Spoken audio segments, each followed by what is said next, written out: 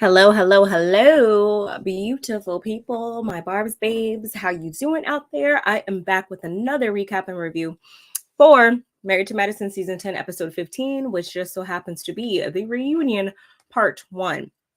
You're probably wondering, well, if you didn't see this reunion part 1, then you're probably wondering why I have this graphic up here, but just stick and I'm gonna bring it all together. I am gonna bring it all together and put a nice bow on top of it. But before we get into all of that, you guys, please go ahead, hit that like button.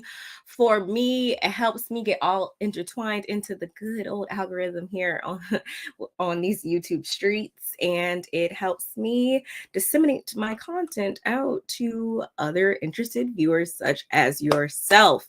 So please go ahead, hit that like button.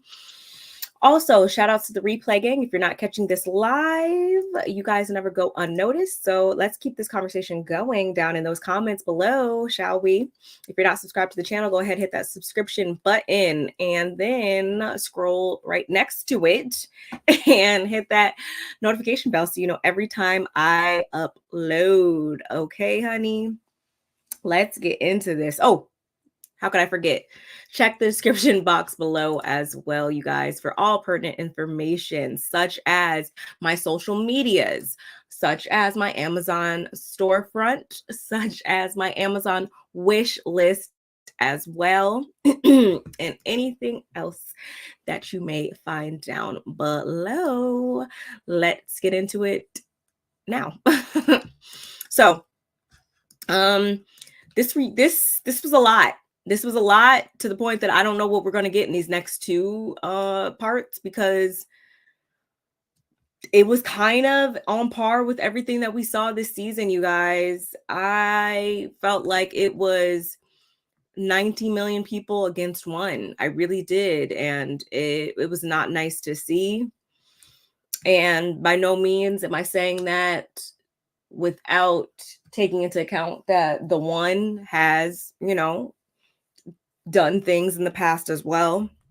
But at this point in time, it was just not cute at all. But without spilling anything, let me just try to get on in this. And I also did watch the Carlos King review with both Dr. Eugene and Cecil. So if we have some time at the end, I can kind of go over my notes and stuff that I dissected from that video as well.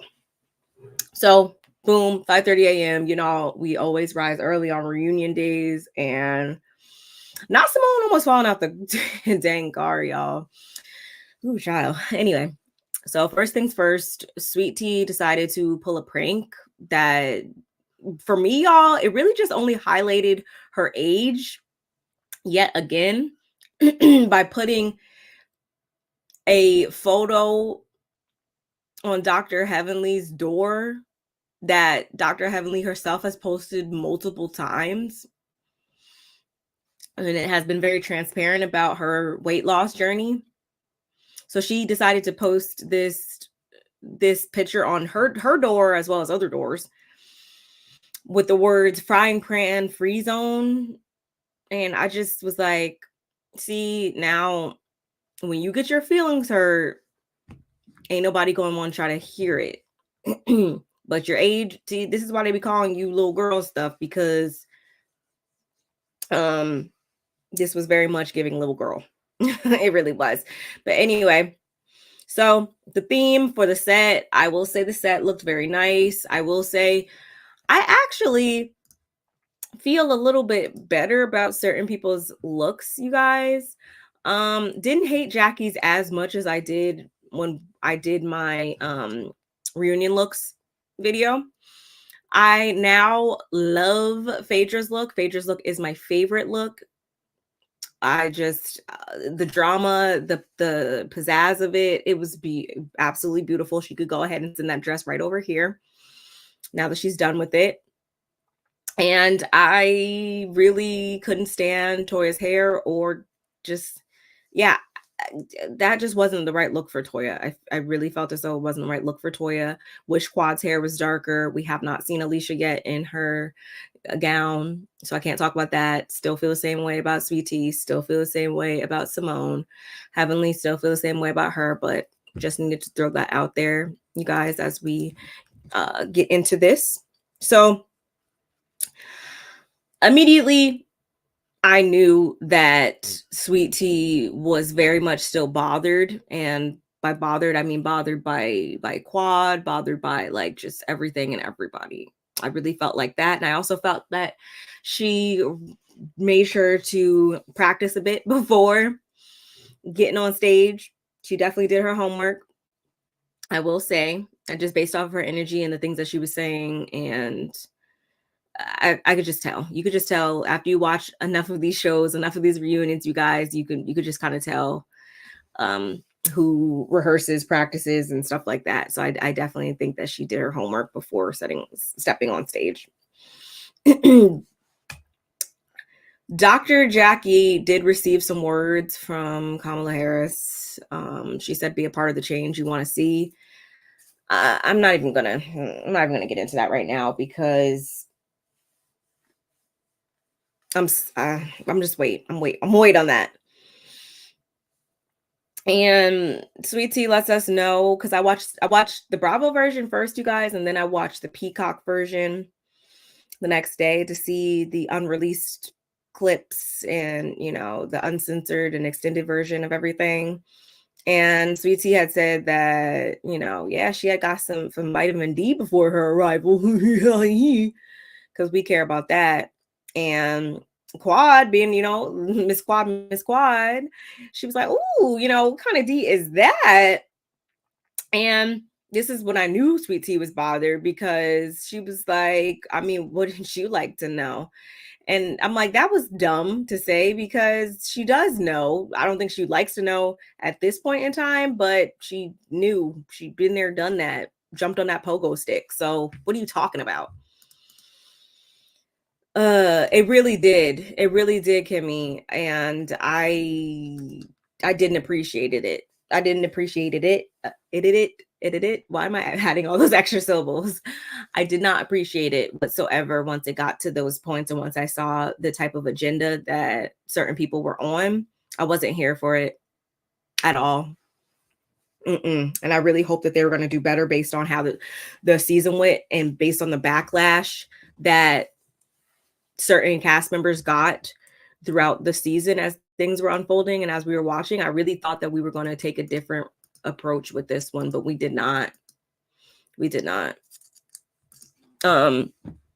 So going back to what I was saying, Andy actually asked about the picture on his dressing room, and raise your hand, y'all, if you were a little thrown off, because I just felt like he shouldn't have even, or not he, I felt like she being Sweet Tea and Alicia, because they both were back there, whatever. I'm like, why are y'all in his room? Like, I'm surprised they was even allowed to get all up in there. Like, not the newbies all up in Andy's room. Not that I care to take up for Andy or anything like that. Don't get me wrong, you guys. I am not doing that. But I was just so confused as to how that even occurred. But whatever. And are we getting sweet tea or Long Island iced tea? I see we're getting malt liquor over here. That's when, again, I knew that she did a little bit of rehearsing before she got on stage. So to open it up, Andy asks Phaedra what's the comparison between her being on Married to Medicine versus the Real Housewives of Atlanta. And I found her answer to be, you know, quite interesting. She said that on this particular show, they support each other and they support each other's marriages. Whereas over on Housewives, if you even utter the words separation, they will make sure, they being the ladies, will make sure it ends in divorce. And I'm like, well, that's an interesting way to look at it. I never really thought about that, but I can see how that can be a thing, especially over here on Married to Medicine, where they do quote unquote celebrate unions and marriages and stuff like that. I can see how it could be different in that regard. So after that, we dive more into Phaedra and everything, and Andy actually turned things on to Toya to ask her about the comment you guys know that she made earlier in the season with what was it called? The birthday party, the kid's birthday party. And Toya had a lot of things to say about why or why not she felt like Apollo should be there and why wasn't he there, and all that stuff. And I'm gonna still stick by what I said then, which is certain things might work for certain people, and as Phaedra has already made it abundantly clear that the way that she has her household set up is the way that works for them. So I'm like, Toya, one of her largest issues, at least in my eyes, is that she can't see things from the outside perspective. She can't see how other people see things, and that's something that I feel like at her age, like, she should definitely be better at and well versed in, because you need to know that your reality is not everybody else's reality, honey. And that's just what it is. You're just a certain person that has extreme difficulty seeing things from the other party's point of view, and people like that get on my nerves. So that should already tell you how she made me feel for a majority of this reunion. BoJack Horseman is definitely the villain. Yes, as my good sis Nola Reed said, BoJack Horseman, which is Exhibit A right here on the bottom. She is the real villain here, and quite funny enough, we're actually going to jump into that a little bit further tomorrow in another live. So I'm not even going to go as hard as I probably could today, because I'm gonna just save that for then. Turtle Shell's new wife looked like a can of Four Loko. She looked like she shouldn't have that dress on. She looked like like I said, certain people's looks were exactly the same as they were for me when I did my reunion looks video. I felt the exact same as I did with Sweetie. Although I think her hair and her makeup looked really nice. The everything from the neck down just wasn't giving. It was not giving, y'all. I'm sorry. It wasn't. It wasn't. We already know where everybody's seated and all that, right? Okay, so we're good on that. Anyway, so I was like, Andy, why are you talking about missing Apollo? Like, get out of here. I bet you are, probably because he's eye candy to you or something, but like, get out of here. Going back into what Phaedra had going on, one of the viewer questions were about, how she was basically buddy with Quad. And then the next thing we know, we look up and she's changing her flight to Napa. Like, what's that about? You said yes, I heard. Yeah. Not surprised by that. Not because on your part, but because as I was saying just in my video before on Potomac, if you guys haven't watched that, go ahead and check that out too. A lot of people have difficulty seeing themselves and seeing the truth, the ugly truth in things. And I feel like that's where that block was rooted in, because certain people don't want to see themselves for who they really are. But again, we'll get into all of that. So Phaedra said, based on the conversation with Toya and, it being her event and all, the wine event, the Napa event or whatever, because of that reason, she didn't really believe Quad even wanted to be there in the first place. And then, Quad, we turn things over to her. She's like, she felt as though she just discarded her basically. and that she was going along with the get along until she realized the rest of the group wasn't fooling with Quad. Then she kind of cashed her in just to be, buddy buddies with them. And I'm like, I'm glad that was one of the first questions that was asked, because that's exactly how a lot of us saw things unfold. A lot of us saw them try to oust her from the group early on. And we saw Phaedra, who was the only person who was really even filming with her in the beginning. We saw her again cash her in, next thing we knew, to be in everybody else's faces. So where they do that at? Like, how can you call you?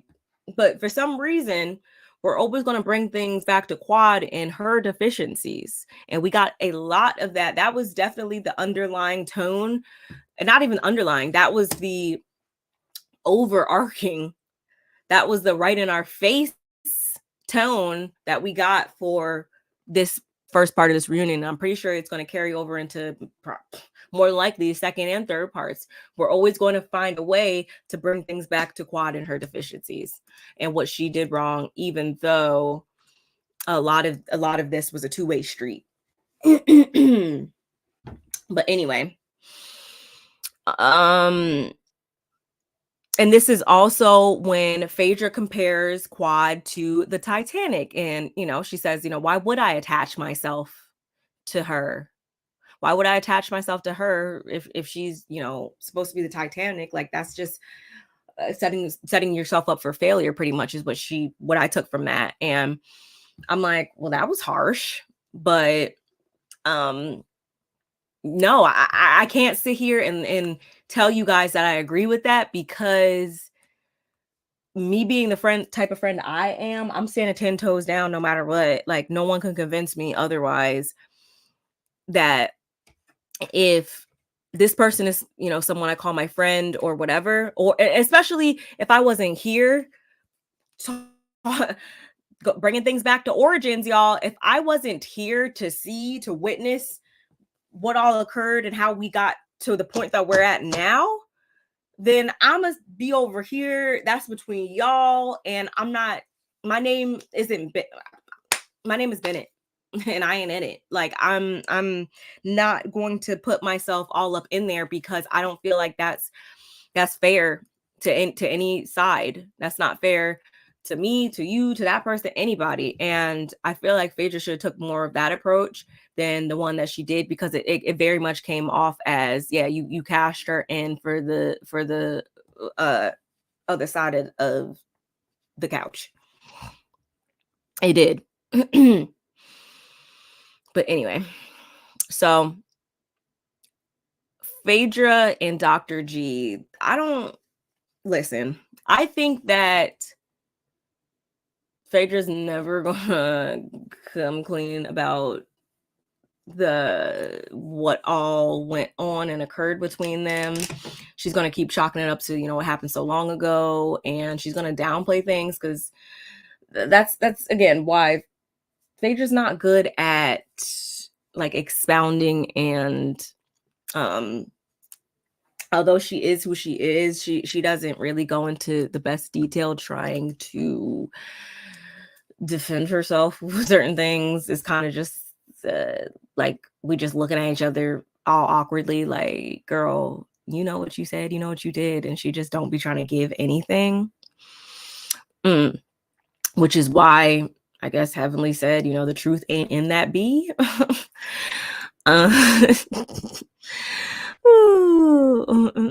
She did give us a explanation of what dating means in the Black community, though, I guess. And again, it's just very, very ambiguous, and she speaks very obtuse a lot of times, and I don't like people like that. Be direct, say what you mean what you say directly, and put it all on the table. And Phaedra's not, she's not really that put it all on the table type of chick, but we knew that when she came on this show, right?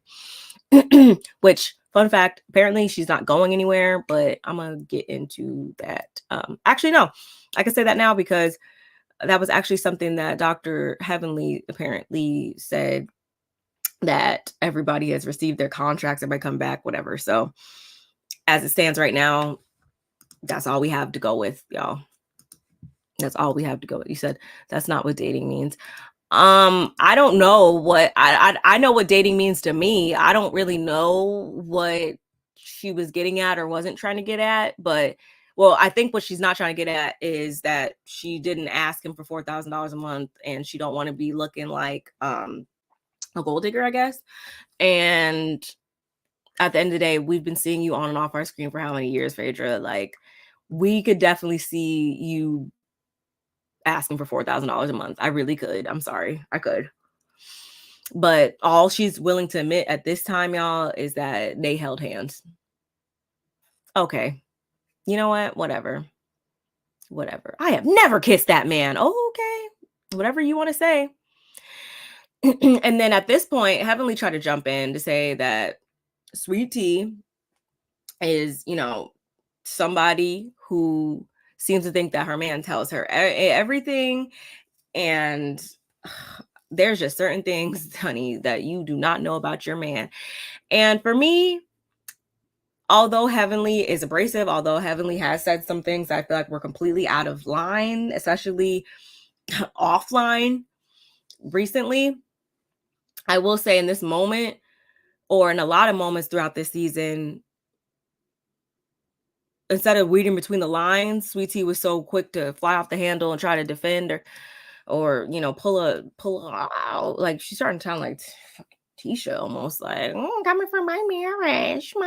Like, she almost was giving me that type of vibe, y'all. And I'm like, you should just read between the lines, because at the end of the day, think about it. This is that man's ex-wife. This is someone who called themselves that person's sister at one point in time. Why wouldn't you think that Quad would have told Heavenly certain things and revealed certain things to her that were going on in their marriage? Like, why wouldn't you think that? So with that being said, you should know that there might be some truth to some of the things that she says, but that's just something that she refuses to see. And I don't get it. I really don't. Anyway, so if you want to keep preaching, don't speak about my marriage, then fine, we won't. And whatever happens in said marriage just happens. That's all I would say. I wouldn't even address her anymore, honestly. Then we play a game of guilty and not guilty, where Phaedra was guilty of everything, child. If you ask me, like, she was guilty of everything, except for the fact that instead of us realizing that, hey, production played a part in Quad coming and showing up to that bachelorette party, for some reason, nobody wants to talk about that. We're just gonna blame it all on Phaedra, and somehow also at the same time blame it on Quad too. And I'm like, we do know we're filming a show, right? You do know how these things work, right? You do know that they love when the mess is occurring, right? Like we're aware of that, okay? Right? I start to think that a lot of these ladies up there, they forget that as much as the show works in their favor at times, it's going to not work in their favor at other times. That's a big part of what goes on behind the scenes, if you ask me. So when asked if they want to salvage their relationship, Quad says, yes, of course. While Phaedra, on the other hand, says that, she just doesn't want to feel as though if they're not rocking out 1 minute, that Quad is going to go ahead and talk about her. And I was glad when Quad said, hey, I did not drag you, sweetheart. I didn't even go as hard as I could have gone, is what I took from that. And at the same time, Heavenly's over here not trying to let Quad be great whatsoever. And I feel like we got a lot of that throughout this entire reunion part, because every single time Quad would go up to own something, or speak on her behalf or try to clarify something or defend herself, it was like popcorn kernels. Like this person would say something, this person would say something, and this person would throw out something that shouldn't have even been thrown out there. Like it was just like a constant, just it was like a dog pile. Like why are you guys doing this right now? But anyway, they I don't know if they did on the Bravo version, but I know on the Peacock version, no, I'm pretty sure they did, right? They, once we had got back from the commercial, they played a clip from season 3, I believe, when Lisa Nicole accused Quad of having a lesbian relationship with Mariah and then threw that drink on her or whatever. Because we were getting a lot of that, there's a lot of reminiscing and stuff, because again, that was supposed to be the tone for the season, was supposed to be very much, oh, this is the Big 10. Like we've been doing this a decade long. Like we've been, that was supposed to be what we got this season. Very feel good. And I didn't feel good for a lot of this. I really didn't. It was very difficult to watch at certain times. I didn't like what I was seeing. But nonetheless,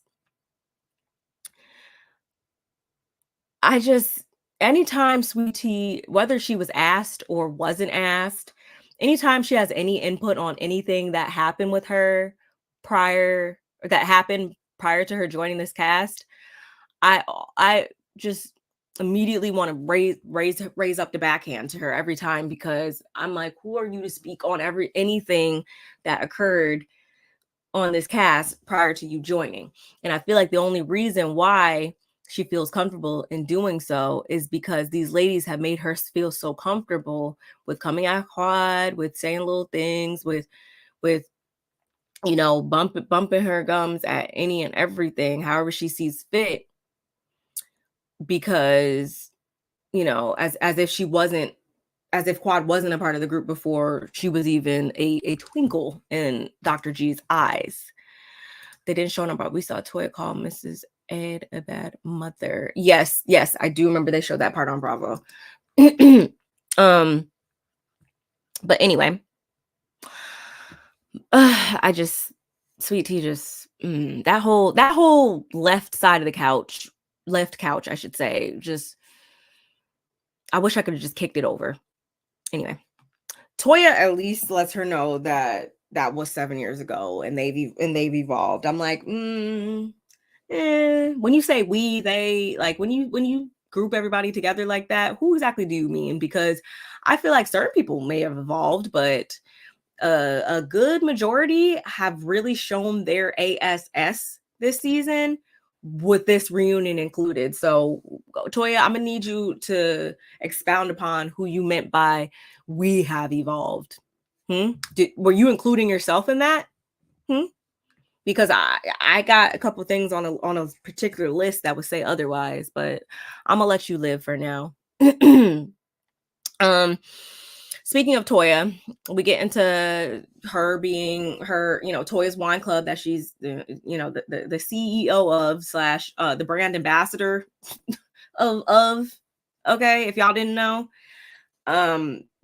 it's very much brand ambassador-esque, which hey, I'm not mad at. I want to be a brand ambassador for a couple different companies that I have on my list, but the way that Toya was throwing that out there, I feel like for a lot of this season, like it's not even really that. But at the same time, I feel like Toya is somebody who needs this type of setup. And I'm putting my business cap on when I say this, because I feel like if it was all her, I'm not going to say that she would just go ahead and sabotage it or not care about it. But I feel like this was a good starter, like business setup for her, where it's like we still got a little bit of the training wheels on, if you know what I mean.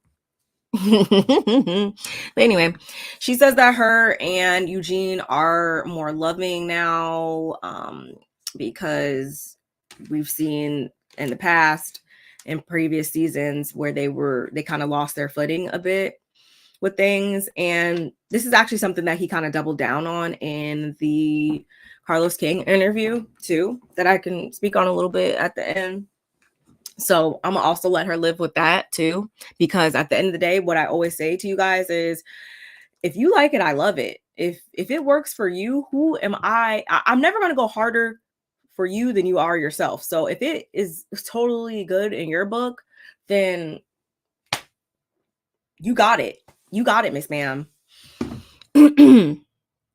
So Simone, though, she still feels like Toya needs to be more appreciative of Eugene. And I feel like that was rooted in what I found out later on in the interview, where they being Cecil or Eugene would kind of confide in Cecil about some things, and then Simone would confide in, dang it, I'm getting all these names confused. Then we have Toya over here confiding in Simone. So I feel like Simone was still kind of deriving things from that. And also because the outside perspective of things look crazy. The outside perspective of things make you, Toya, look like you are an insatiable complainer of all complainers. And I feel like that's where Simone was speaking from in this moment. However, what I just said still stands. Toya wasn't very receptive to it, so I would just leave it at that. She says that they don't need that. She doesn't need to be more appreciative of Eugene because that's not realistic for them. When they formed their relationship, he had 1800 and she was like, nah, I don't drink that. I mean, but Patron, anyway. Okay, she said she don't drink that. He was ordering wine by the glass. She said, no, baby, I order by the bottle. So she's just going in line with the standards and the way of which they got together in the first place, I guess.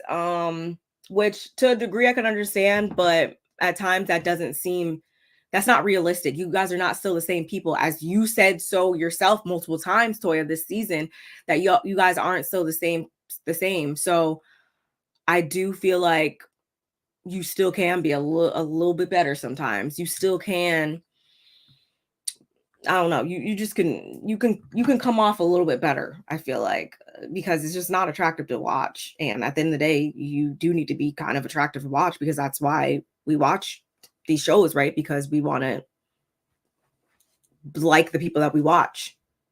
But she's not very likable a lot of the times when she comes off those ways. And whatever, I can't really say things without saying them. So I'm gonna just sprinkle in a couple tidbits here and there about that interview because they kind of support some of these points that I'm having right now. Eugene did say in that interview that Toya does she pays for the kids' tuition. She pays for all their vacations, which I feel like is a little self-serving, but okay. And all the stuff that she'd be buying with her own money. Because at this point in time, for the past couple of years, she'd been making more than him. And I'm like, okay, I mean, I can understand that. But when I say that y'all aren't the same people as you used to be, the whole planning of everything and stuff, it's like, you could also still put some of that input into at these times where it's just not realistic and feasible, especially when I feel like maybe when you're filming and stuff, there might not be things that you can do and for the family, maybe at times, perhaps, that maybe Eugene has to pick up on, or kind of mold his schedule around, maybe at times or whatever. It's about reciprocity in relationships and stuff like that. I feel like that's one of the characteristics of a long-term union, if you ask me. But for some reason, Toya seems to think that they have the perfect recipe for what they've been doing. They've been locked in for some time now, and I'm gonna let her live. I'm gonna let her rock. And then she also told us about how she was teased in middle school because Andy asked. Okay, let me ask you guys: were you guys offended, or did you guys find anything wrong with the way Andy had asked that question to Toya about her, being someone growing up in Detroit? Like, when did she start trying to, I guess, appreciate the finer things in life or something? Like, the way he posed that question, how did you guys feel about that? Because I watched a couple other folks' reviews, and a couple people, like I would say, like out of the however many I watched, there was at least 2 people that brought up like how they kind of that rubbed them the wrong way, the way that Andy asked that question. I wasn't looking back on it.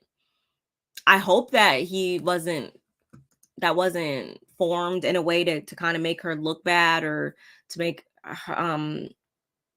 it be like we're supposed to be looking down on her or anything like that. Like, I don't, looking back on it, I can kind of see why those people said that, even though that wasn't my initial reaction to it. I was hoping he was just trying to paint a picture of who Toya is, and like give us more insight into her mentality and where it's, rooted from and all of that. Y'all let me know. Moving right along. Then we get into Dr. Jackie's relationship with Kamala Harris. None of the ladies have been using Ozempic despite having tried it. I have this monotone voice on, because I'm sorry, and y'all might think I'm an evil person, but I didn't feel any differently than I did when I spoke on it the last time up here. How about that resurfaced clip of Jackie?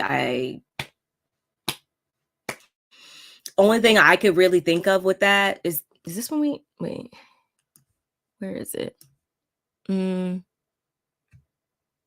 we didn't get to it yet, so I'll save that anyway.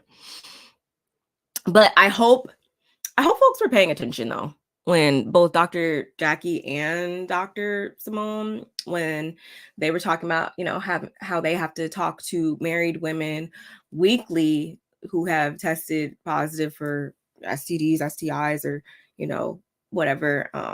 And I was just like, with the large majority of their patients being women of color, I would assume, for me, it really shined light on, the fact that sexually transmitted diseases, infections, the rates are on the rise for, women of color, and they have been for quite some time now. So I thought, I always try to at least appreciate this show for the medicine, when we do get the medicine of it all. So I think that was an important detail to for them to have highlighted at that time. So 1 point over there for that. And then this is when we talked about the resurfaced clip. Because, and I say that on purpose because I feel like a lot of people have been getting it confused. That clip was never behind, like, it wasn't behind a paywall. It wasn't leaked from anywhere or anything like that. That was something that was put onto a public platform some years ago that I honestly believe someone's had saw that and kind of had in the back of their mind this whole time. It had always rubbed them wrong up until this point where we see this season Dr. Jackie meeting with Kamala Harris, talking to her and stuff like that. Like, I genuinely believe that someone's held on to that and decided, like, you know what, I don't feel good about this narrative that she's trying to put out there, when she said some things that didn't sit well with me on the subject some years ago, and they probably brought it back to the forefront. But again, this was never something that hadn't already been put out there, that wasn't already been out there. You said Buffy. I mean, yeah, I would definitely see Buffy before Quad being the person to put it out there. I would have definitely saw Buffy doing it, if anything. Like, how was that name not thrown out there at all? I didn't understand that. But to think too about the schedule of everything, the order of all of these events and stuff, and where certain people were at in their own lives at certain times, it's like, what makes you, like, That would have been my thing. They really, God, they would hate me. Like, if y'all think that they hate Quad, they would hate every fiber of my being, because I would be so confused as to what made y'all think y'all was so important. What made you think you were so important to me that, since you say we're not friends anyway, you say that I don't ever reciprocate the support y'all's way. What makes y'all think that you guys are so important to me that I would take my time to go out of my way to put that out there? And against Jackie of all people, not Toya, not Simone, not anybody else, but Jackie. That was just such a reach for me. And I was just so confused the whole time how certain people were saying things with straight faces. Because that sounded wild. But Jackie's all, it was one of the hardest places she had to sit in medicine. And, Phaedra publicly spoke up for Jackie first because she knows what it feels like to be canceled or criticized.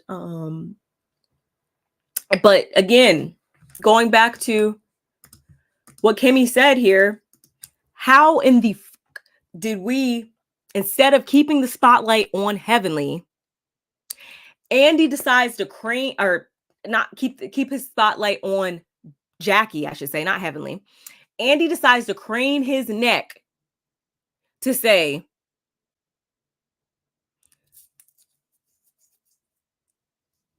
Heavenly, it all comes back to your YouTube channel.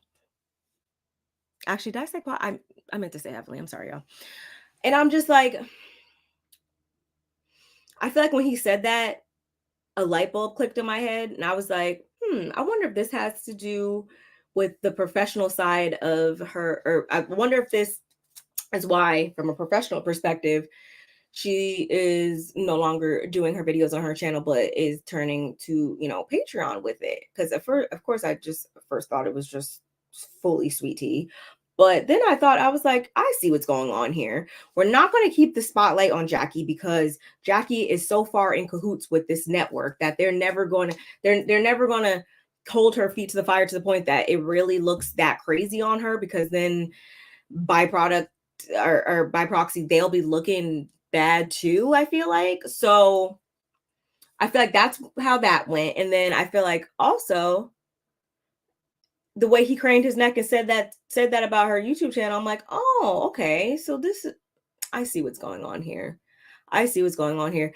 Her YouTube channel finally, quote unquote, made the person who they cannot allow to look bad. I feel like that's exactly what happened in a nutshell. So again, Simone, Toya, Heavenly, Phaedra, they all checked on her. And why didn't we ask Sweet Tea why she didn't check on her? I mean, I know she's new to the group, but she's a part of the group, right? So why didn't Sweet Tea say she checked on her? But instead, we focus on Quad and how she didn't check on Jackie during that time. And where was she at? Where was her support at?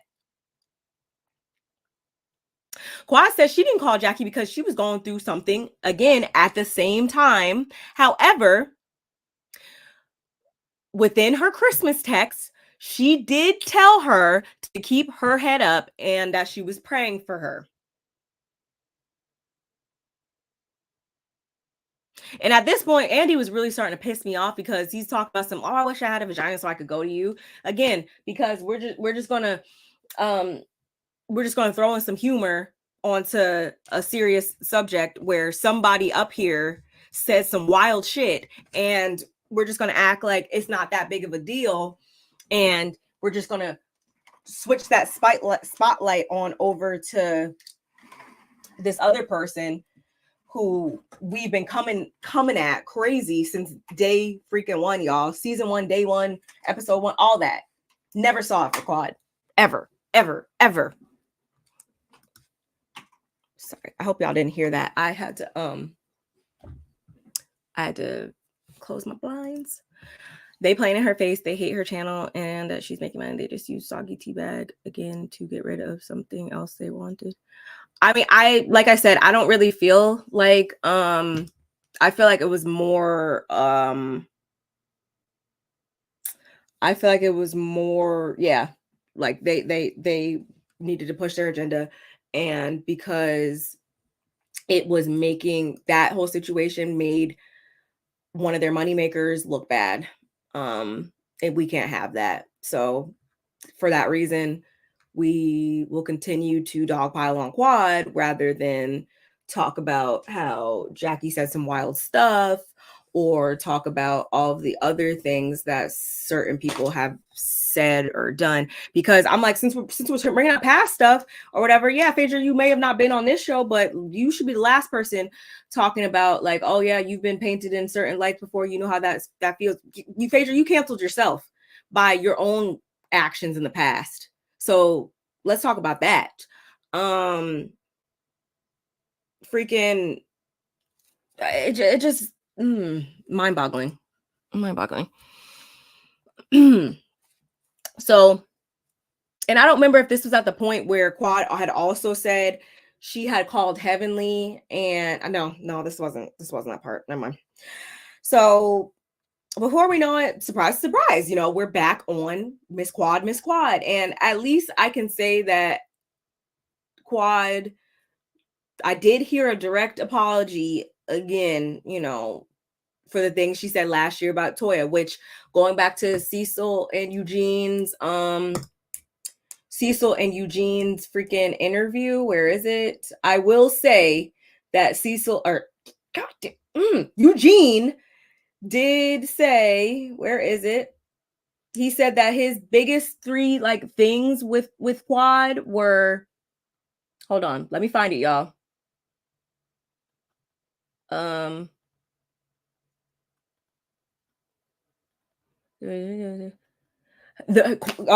I'm only bringing this up because I assume, because they two peas in a pod, Eugene and Toya, I'm assuming these are, even though no one ever actually wants to say the direct issues and really put it all out there, we only want to talk about Quad. I'm going to assume that these are also Toya's issues because I feel like they share the same brain to a certain regard. I feel like Eugene said that the drunk driving with their kids in the car, that was one of the main big things that he had an issue with, that Quad had said. And the cheating, I remember he said that, and the robbery, the cheating, the robbery, drunk driving, those were all the main big things that Eugene had an issue with. So I'm just going to assume that those are some of the major things that Toya has an issue with at this point in time. Like those are her top big three. And for the life of me, I was really trying to see multiple sides during this part, y'all, but it was so hard for me it was really hard for me to see it because all I saw was the dog piling and the trying to absolve oneself from their own wrongdoings when we seen the bullets flying from each side. Like, come on. Anyway, and that's why when Jackie said, friendships go both ways, I was like, I want you to look in a mirror right now, Jackie, and say that, because these ladies, you included, were never friends to Quad. So how are you even going to sit here and try to say that the friendship goes both ways when you guys don't call each other? Like, come on now. And Claude says, although she wanted to call when everything happened on social media, she didn't, because Heavenly said it wasn't a good time right now. And instead of trying to understand where Quad was coming from, instead of understanding that, oh yeah, Heavenly and freaking Jackie are so close, like that makes total sense. Simone jumps in popcorn, told y'all popcorn. She jumps in to say, why would you need to ask Heavenly's permission? Like, why would you need to ask her anything? I don't get it. And all I could think is, just like Quad said, because the last time that I checked, they are really close, and she let her know, like, it's just not a good time right now or whatever. And I feel like that made a lot of sense. And also, it wasn't even that I think Quad had reached out. It was Heavenly that reached out, because going back to what we were just talking about, they were all looking at Quad crazy because they thought that Quad had threw this out there, which I feel like that would have been probably the biggest slap in the face for me, because you really speaking on my character for real right now. If you really think that, one, that I have enough time, or we only get one life. You think I'm going to spend any of these precious moments? Like, you think I'm going to spend 2.2 precious moments trying to concoct up some stuff like this? No. So again, it wasn't that Quad was going around calling all these other people trying to, oh, should I call Jackie, or should I try to? No, we were trying to put some extra on it when that didn't even make sense. And it was all because Heavenly had asked her, like, hey, did you put this out here? Because, and I was just like, what? Oh my goodness. I'm like, she was damned either way. If she did reach out, she was damned. If she didn't, she was damned. And it's like, at the same time, in the end of this whole reunion, we find out that, like, Jackie wasn't even receptive to that at that time. A lot of them weren't even receptive to if Toya threw herself out there, if Quad threw herself out there, if she extended an olive branch. And we see that right now, that as she's trying to apologize and whatnot, we can't move forward because y'all don't want to move forward because you don't like her. Period. He and his biscuit throwing wife started with Quad first. Whatever came from it is on them. Hey, and that's why we need to start again. I can't preach this enough, y'all. This is why we need to start with the origin of things. We do not need to keep starting in the middle. And I almost completely forgot too that how Toya tried to throw out there earlier this season that Quad had gotten a DUI. And that, I feel like that was even before we seen Quad come on screen and say anything crazy or negative about anybody else. So come on now. And I feel like what's also something that needs to be taken into account is the fact that even if you're not trying to, I guess, be proactive in mending the friendship or whatever, a lot of them still put out a lot of like negativity. It's one thing if you don't say anything negative, you don't say anything positive, you're just kind of like, but you just are at least open. They don't even give that. They give like closed. We don't want to be friends. And we're still, in the meantime, going to keep throwing negative stuff your way. So how does that work then? Y'all are what's continuing to breathe life into all this chaos, I feel like. Whatever. But at this point, y'all, this is where things got kind of like too low down for, not kind of, this is where things got too low down for me. Simone, she starts going off like a freaking megaphone, because that's what she is at the end of the day. BoJack Horseman, megaphone, whatever you want to call her, that's her. She starts roaring as she always does. And I don't get it. Like, she was talking about how she always reaches out. She shows up and, Toya be loving on me and her husband cooked for me and she cooked for me and da. And as Simone is going on and on and on saying how, even after the Napa trip, even after the Med Gala, there was there was a super tragic incident that occurred, and at this point Quad knows what she's about to say, and a lot of us knew what she's about to say too, because we seen it when the news originally broke and stuff. So I don't even need to go into detail. Y'all already know if you watch the episode, if you watch the news, not the news, but the blogs, then you already know what I'm going to say. And Simone throws it right on out there in graphic detail, I feel like. And the whole time Quad's like, Simone, like gives her the look, y'all know the look when it's like, girl, be quiet. Like, shh, don't say that. Like, not the time nor place. And Simone just keeps on her high horse, and she's like, no, I'm going to throw it out there because I don't give a damn about anybody else but my own feelings in this. Like, without hesitation or even like the sheerest of regards, y'all, like she really just clearly detailed like what all occurred at Quad's house. So of course Quad, she becomes visibly upset.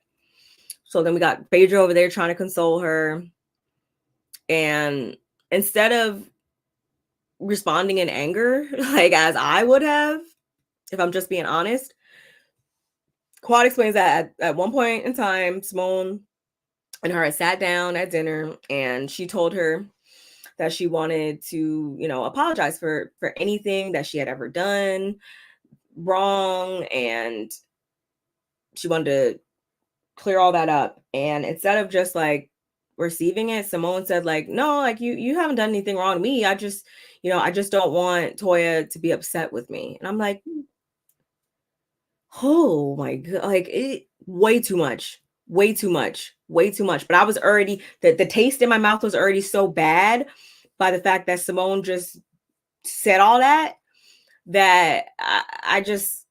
I'm not even gonna lie. I was so like, my jaw was so clenched at this point. It really was. And I'm not gonna even really get into all that, like I said before, you guys, because I'm gonna do we'll talk some more about that tomorrow in a separate live. We'll kind of expound more on actually this graphic right here, who really is the real villain here, who should be quote unquote canceled. We'll talk about all that tomorrow.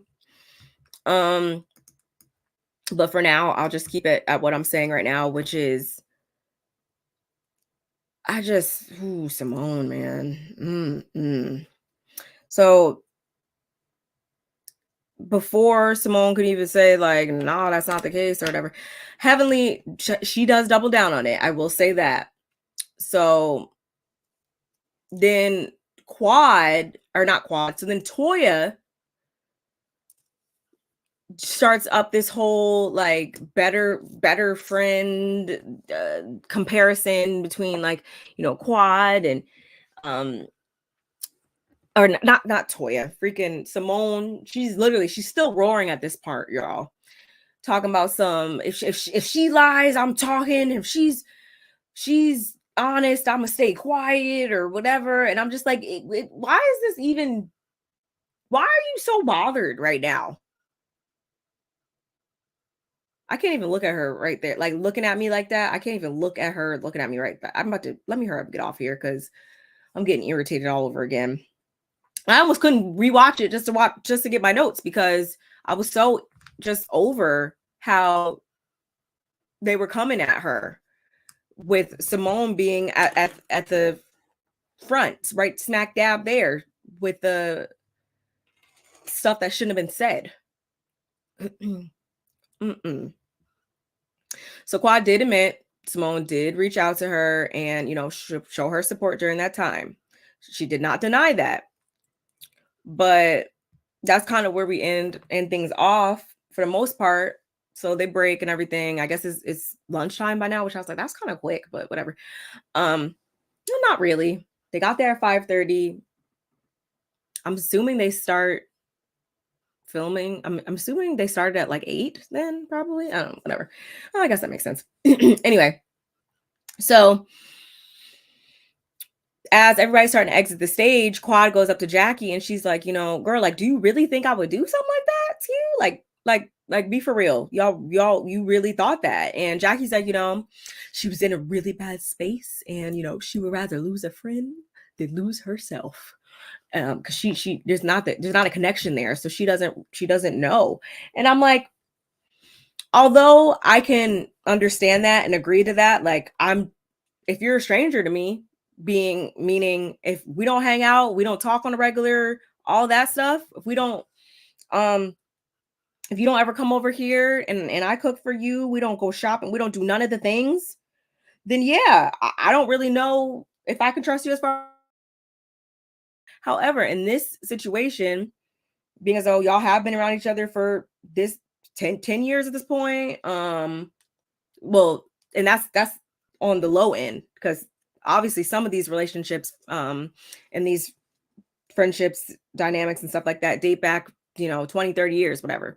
So with Quad, at least she's known y'all for 10 years now, and it's just like, why not? I would have thought that you could have at least, even if that is what you thought, like, just asked, or instead of just sitting in the, oh yeah, that person definitely did that, or just really just sitting there with it. But Quad was super offended, and I was like, I would be too, because why would you even think that in the first place, for all the reasons I stated before. And even in this moment, Jackie's energy just wasn't, they were giving off two different types of energies, and Jackie's energy I did not quite care for at all, I will say that.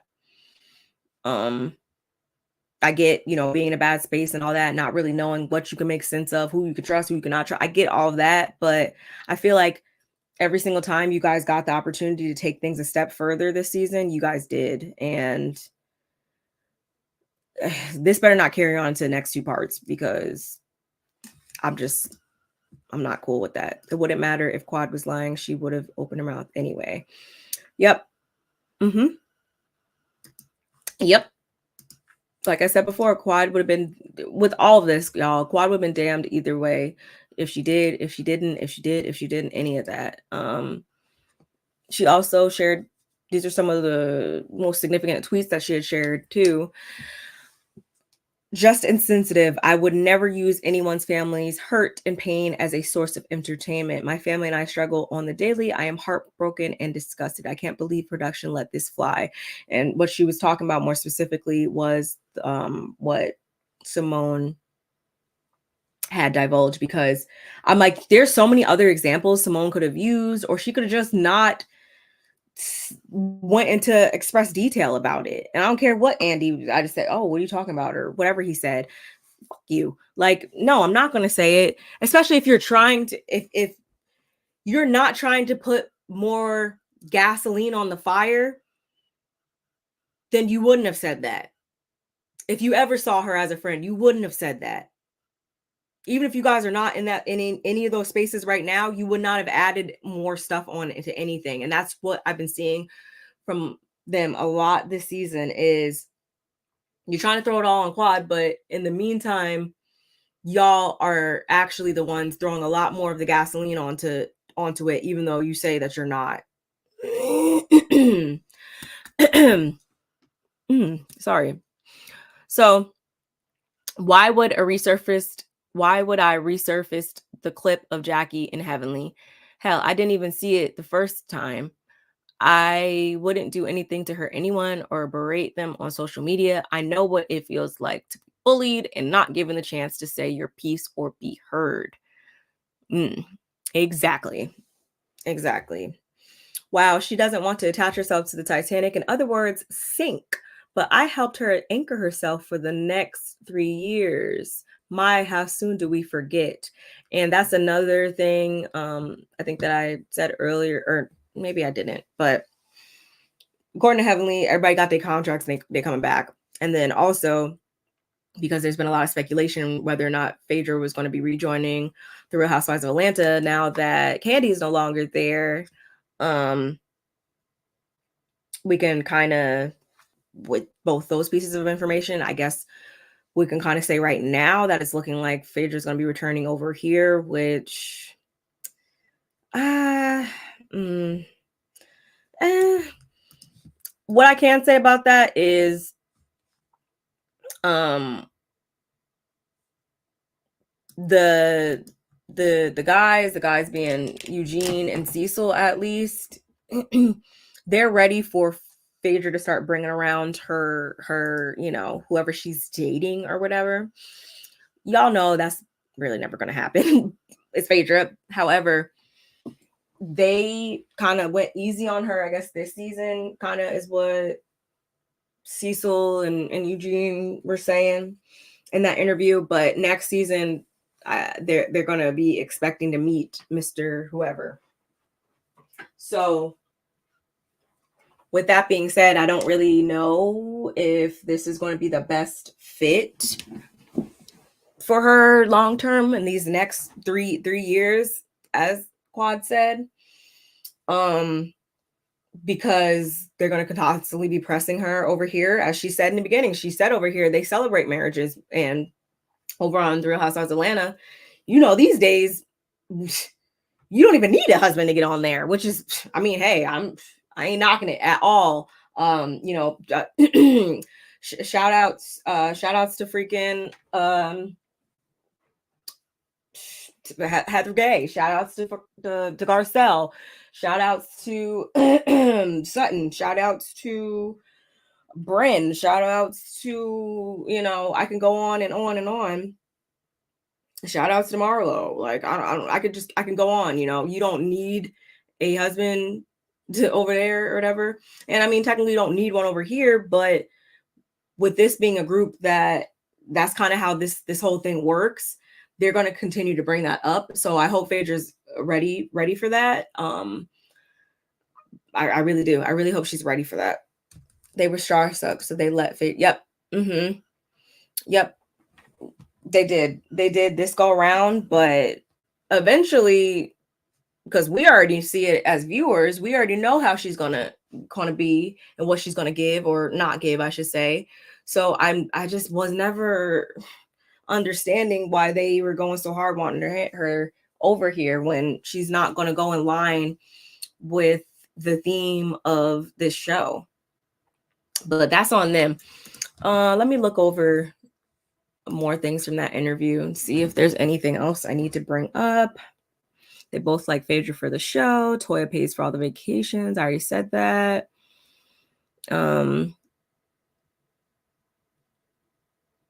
Eugene and Toya protect each other between seasons 9 and 10. Yep, that's when they went out with Cecil and Simone and they were like, listen, what's going on here? And I guess the times that Cecil would press Eugene about Toya, he would take up for her. And then Toya, behind the scenes, is always quick to take up for Eugene. So that's why I say they like it. I love it. If it works for them, then by all means. However, I mean, the optics be looking crazy. They discussed the Tammy lady, and that whole thing, which Cecil says they haven't talked in like 5-6 years at this point since all that went down. She just was a really nice lady. What I'm not gonna lie, I felt a little bad when he said that the entire golf group cut him off after he stopped being friends with her. Basically, they picked her over him, and he just kind of let it be what it was. Curtis, I feel like they wanted to say a lot more than they were saying, but what I did deduce from what they were saying in that interview, so you guys know what I'm talking about. Let me put this back up here. Curtis is working on a development deal in the DR. Yaki's all on board. They done seen the pamphlets. They ain't got no invitation just yet, but they've seen the pamphlets. He's working with a development team. He's part of the team or a partner or whatever, and they're about to try to open a resort in some unpopulated area of the ZR. So that's why Curtis keeps going down there, apparently. apparently. Hey, Jim, how are you? How are you doing this evening? Oh, it's 6:30 already. Ooh, I didn't even. Anyway, I'm kind of hungry. um, so Eugene and Curtis, Eugene says that him and Curtis have never been close. They film. That's about the extent of their relationship. Eugene is closest to Cecil, as we know. He's known Damon longest, though, followed by Dr. G. And Carlos had asked if either either of them would have told their wives about Curtis cheating had they found out. And I know both of them, or I know definitely the answer that's they didn't want to give the answers that they really wanted to give, which I feel like for Eugene, it would have been immediate yes, like he would have called Toya on the way home. And then Cecil, I feel like I don't know. I feel like Cecil wouldn't have. Like, I feel like he's here for a good time, a long time. So I feel like he wouldn't have told her. But the reason why Eugene says that he wouldn't, speak on something without knowing, his whole thing is he wouldn't speak on something without knowing everything for sure. He would have just told Toya, check on your friend relationship wise, and kind of just left it at that. I was like, I'm not buying that, but okay, whatever you want to say. Carlos wasn't buying it either. And he's like, because at the end of the day, Curtis, he has a grown daughter. That could have been, I see him in a restaurant, that could have been like his daughter's friend or something. I'm like, hold on, this was my face. This was my exact face when he said that. Like, okay, you can go try to sell that to somebody else because I'm not the one. I'm not the one for that at all. Do you guys believe him? I don't. Anyway. And then Cecil's whole thing was that he would never tell because in the event that those two people make up in the future, he's the one that's going to be outcasted. And I'm like, I mean, not yes and no. Only if that person wasn't doing that. But if you have concrete proof, if you guys make eye contact, then I see you, you see me, and you decide to speak up or whatever, then no. I mean, you can only be mad at yourself, but I don't think but at the same time, you do have that certain amount of people in this world that love to, ignorance is bliss. They actually don't even want you to tell them that their partner is cheating. So whatever. I thought that was one of the most interesting parts of that conversation though. Going back to what Jackie has been saying about them being physicians, the stakes are a bit higher for them. Although I get what they're trying to say when they say that, sometimes it does read, it sounds really bad sometimes, and it makes it seem very, elitist. So I wrote that down as well. What else? I already spoke about what Eugene's major issues with Quad were. Although he doesn't wish any ill will on her, he wishes her well. Like his whole thing is he's opened her back up into the fold, or brought her back up into the fold multiple times, and he just don't have that in him. And to a degree, I can understand, because this is a show that again works with, like, it's about couples. It's not just about the individual person or just, the wife or whatever. So I can understand what he meant when he said, we should have the ability to speak on things, especially if it's something negative about my family or whatever. And then it's like, I speak up, and in that same breath, you want to call me Eugenia or whatever. Like, it's just, how does that work? It's like, so I'm just supposed to let you speak crazy about my family, and then when I try to defend that, it's an issue, and it's, men and women's business. I can understand that, but Cecil, what he gave me in this moment was, Cecil really be watching reality TV, y'all. And that's not really a surprise because, I mean, what else is he doing? But he really be watching reality TV, because when he pulled out that Nene and Peter reference, if y'all saw the interview, I was like, oh, okay. And just based off of some of the things he was saying, I was like, yeah, like he really be watching and paying attention. So, okay. All right. I wanted Cecil to answer the question because Carlos had asked if they feel like the men should be getting paid at this point in time. I really wanted him to turn and pose that question to Cecil as well, because only Eugene had answered the question, and Eugene had said like, yeah, no, because I don't want to have to film, and the whole schedule of how this show works. It doesn't work for me. I'm not trying to be filming for that many months at a time and all that stuff. So that was his main reason. But I want to see what Cecil would have had to say. I feel like Cecil would have been like, yeah, like I do feel like I should be paid. He got called Eugenia because he likes to giggle and sniggle with his wife about quad. Once again, they started with her, and whatever they get is on them. Yeah, I mean, I do agree, but at the same time, because this is a show that we see both of the individuals in the relationship on, I do feel like at times certain people, the husbands, do get criticized for speaking on things, even though a lot of shots are fired at them at certain times. And I even said this in my Potomac review, where even in this recent episode, Mia, for instance, said she called Peter the Peanut Man or something, or Peter, oh my God, she called Ray the Peanut Man. And I'm like, okay, see, now if he says that you look like, your face looks like the freaking surface of the moon, then that will be an issue. So that's where I feel like there's like a bit of a double standard there. Sometimes that gets blurred, but no, I mean, yeah, that's why I said I can totally see him at the same time get in the car, get on the phone. Yeah, him and Toya be pillow talking. Like, yeah, they definitely do. You can't tell me that they don't.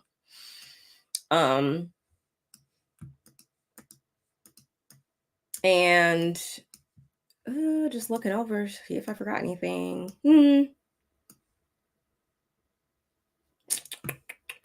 No, that was pretty much it for that. Just the little things I wanted to hit on about that interview for the most part. And it was watchable more than some other interviews I've seen, over there. But yes, y'all, that is all I have for this. Like I said, I'm keeping it very you said Eugene is very messy. I mean, yeah, but I mean, I still stick by what I said. I feel like at times that, especially on this show, where both the husband and wife are being highlighted, you're not going to sit here and say something to me crazy, or say something about my family crazy, and think that I'm not going to speak up, period. So it is what it is. If your wife's speaking on me and mine, then I can speak on her and hers. What is Quad supposed to do? Not say anything because Toya have him? Huh? Because Toya have him? No, I mean, I think that anybody can speak on any. That's what I'm getting at, is anybody should be able to speak on anybody. Then if you're feeling disrespected, if the words are sticking, then I'm gonna speak regardless of the gender. I don't give a fuck. So, I mean, but that's just how I see it. So it is what it is. But I enjoyed y'all. I definitely enjoyed y'all. Where are we at? An hour and 18. Oh, I didn't do too bad. Anyway, I will be back tomorrow to talk about some other things. But if you guys have not liked the video, again, I mean, we could do this all night. I mean, I'm good, but it is what it is. I enjoyed you guys. Please like the video. Please comment. Please subscribe. Please share. Please do all the things. And I will see you guys later. Bye.